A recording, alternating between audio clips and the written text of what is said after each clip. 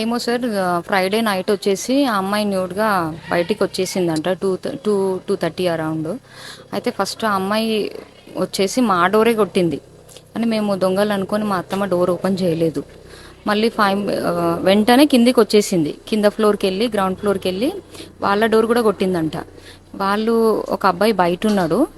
ఇక వాళ్ళ ఇంట్లోకి వెళ్ళి వాళ్ళు భయపడేసి ఆ అబ్బాయి పరిగెత్తుకొని వెళ్ళిపోయిండు చెరువు సైడ్.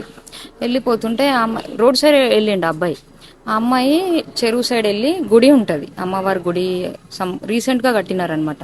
ఆ గుడికి వెళ్ళి అమ్మవారి విగ్రహం తీసుకొని డైరెక్ట్ చెరువు సైడే వెళ్ళిపోయింది ఆ అమ్మాయి. అని పర్సనల్గా అయితే వాళ్ళ గురించి ఏం తెలియదు సార్. వాళ్ళు 1 మంత్ కోసం అని వచ్చారంట. వాళ్ళ డీటెయిల్స్ అయితే మాకేం తెలియదు అసలు.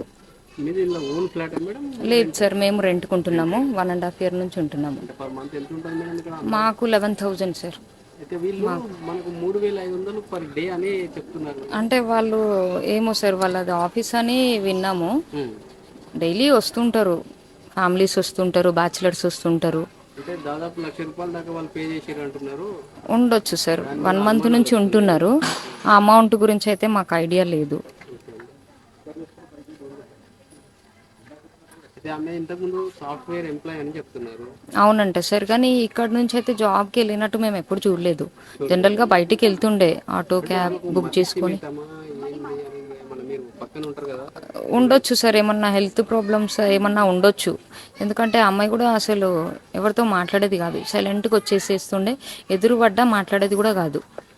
అదే 2 గంటల రాత్రి ఏమి దిగి అలా అర్ధనగ్నంగా వెళ్ళిందని వార్తలు వచ్చాయి. అవును, ఆత్మహత్య చేసుకోవడానికి ఇంకేమైనా కారణాలు ఉండొచ్చా మీకు? మాకు ఐడియా లేదు సార్. ఒకసారి మదర్ని గట్టిగా అడిగితే తెలుస్తుంది. వాళ్ళ పర్సనల్ డీటెయిల్స్ మనకు తెలియదు కదా సార్, మనం చెప్పలేము. ఎందుకంటే కొంచెం మేము ఉంటాం ఫస్ట్ ఫ్లోర్లో. వాళ్ళు మదరు అమ్మాయి ఇద్దరే ఉండేవాళ్ళు. ఒక థర్డ్ పర్సన్ కూడా ఎప్పుడు కనిపించలేదు.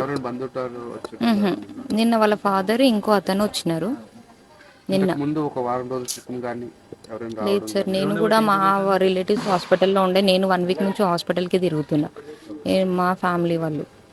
నేను సరిగ్గా లేని ఇక్కడ. ఒకసారి సీసీ ఫుటేజ్ చూస్తే తెలుస్తుంది సార్. ఎందుకంటే స్విగ్గీ జొమాటో వాళ్ళు వస్తుంటారు పోతుంటారు, చెప్పలేము కదా సార్. ఎనీ టైం స్టవ్ కూడా ఉందని తెలిసింది సార్, కానీ ఉండొచ్చు, బయట కూడా ఆర్డర్స్ పెట్టుకుంటారు. 1 month అయింది సార్, 1 month అవుతుంది. FTP న్యూస్ లో యాడ్స్ పొందాలి అనుకుంటే వెంటనే సంప్రదించండి 9573621009.